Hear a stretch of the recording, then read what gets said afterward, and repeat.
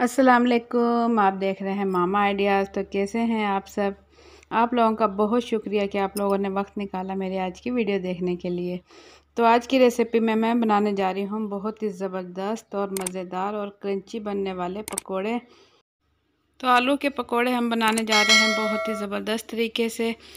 आलू के पकोड़े हम कैसे बनाएंगे ये जानने के लिए वीडियो के एंड तक मेरे साथ रहें ताकि आप जान सकें कि ज़बरदस्त आलू के क्रंची पकोड़े हम कैसे तैयार कर सकते हैं।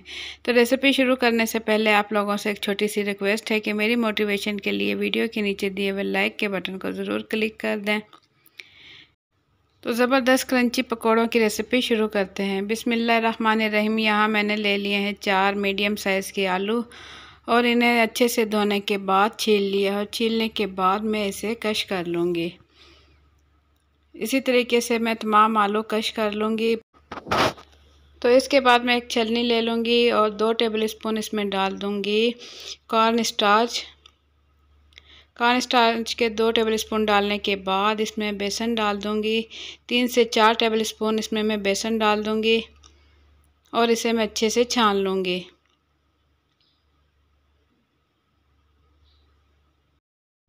अच्छे से छानने के बाद अब मैं इसमें डाल दूँगी कुछ स्पाइसेस। उसमें डाल दूँगी हाफ़ टेबल स्पून इसमें डाल दूँगी कुटी लाल मिर्च और सूखा धनिया पाउडर डाल दूँगी 1 टीस्पून इसमें डाल दूँगी नमक और इसमें डाल दूँगी चौथाई टीस्पून ज़ीरा। अब इसमें डाल दूँगी बारीक बारीक कटा हुआ पुदीना और 6 से 7 बारीक बारीक कटी हुई हरी मिर्चें। ये तमाम चीज़ें डालने के बाद इसके ऊपर मैं डाल दूँगी एक आधा अंडा। अंडे से इसमें बहुत ही अच्छा सा फ्लेवर आने वाला है और क्रंची से बनेंगे। तो अब इन तमाम चीज़ों को स्पून की मदद से मैं अच्छे से मिक्स कर लूँगी। इसमें पानी का इस्तेमाल हम बिल्कुल नहीं करेंगे क्योंकि आलू में ही पानी मौजूद होता है। तो आलू के ही पानी में बहुत ही ज़बरदस्त आपने देखा कितना अच्छा ये आलू का मिक्सचर हो चुका है तैयार। इसमें हमने पानी का इस्तेमाल बिल्कुल भी नहीं किया। तो यहाँ आलू का मिक्सचर हो चुका है तैयार। इसे मैं 10 मिनट रखने के बाद यहाँ मैंने ऑयल कढ़ाई में अच्छे से गर्म कर लिया है। तो अब मैं पकोड़े इसके अंदर फ्राई कर लूँगी। स्पून की मदद से मैं एक चम्मच इसमें डालती रहूँगी और फ्लेम मैंने इसकी बिल्कुल लो टू मीडियम रखी हुई है। बहुत ज़्यादा तेज़ आंच पर हम इसे फ्राई नहीं करेंगे। अगर तेज़ आंच पे फ्राई किया तो ये बाहर से जल जाएंगे और अंदर से कच्चे रहेंगे। तो इसलिए हम इसकी फ्लेम बिल्कुल लो टू मीडियम रखेंगे और चम्मच की मदद से एक चम्मच इसके अंदर डालते जाएंगे ताकि ये अच्छे से फ्राई हो जाएं। तो ज़बरदस्त यहाँ पकोड़े हो रहे हैं तैयार। इतनी देर में आप लोगों से रिक्वेस्ट है कि वीडियो के नीचे दिए हुए लाइक के बटन को ज़रूर क्लिक कर दें। ये देखें कितना अच्छा सा कलर आ गया है। एक साइड फ्राई होने के बाद मैं इसकी साइड कर दूँगी चेंज।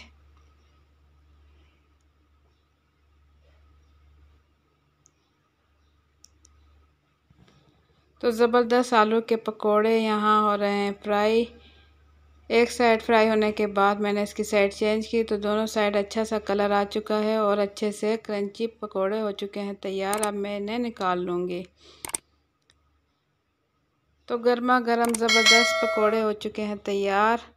बहुत ही ज़बरदस्त और खाने में बहुत ही मज़ेदार। तो आप लोगों को मेरी आज की रेसिपी ये कैसी लगी? अगर आप लोगों को मेरी रेसिपी पसंद आई है तो अपना फीडबैक कमेंट्स के ज़रिए ज़रूर दें और ज़रूर ट्राई करें। ये रेसिपी बहुत ही मज़ेदार बनती है। और अगर आप लोगों को मेरी रेसिपी पसंद आई है तो वीडियो के नीचे दिए हुए लाइक के बटन को ज़रूर क्लिक कर दें। अगर आप लोगों ने मेरा चैनल अभी तक सब्सक्राइब नहीं किया है तो लाल लगे सब्सक्राइब के बटन को क्लिक कर दें और साथ ही बेल के बटन को क्लिक कर दें ताकि मेरे आने वाली हर नई वीडियो का नोटिफिकेशन सबसे पहले आप तक पहुंच सके।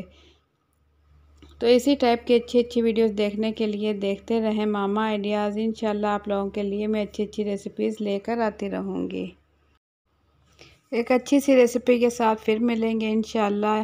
मुझे दें इजाज़त। अपना बहुत सा ख्याल रखें, दुआओं में याद रखें। अल्लाह हाफिज़।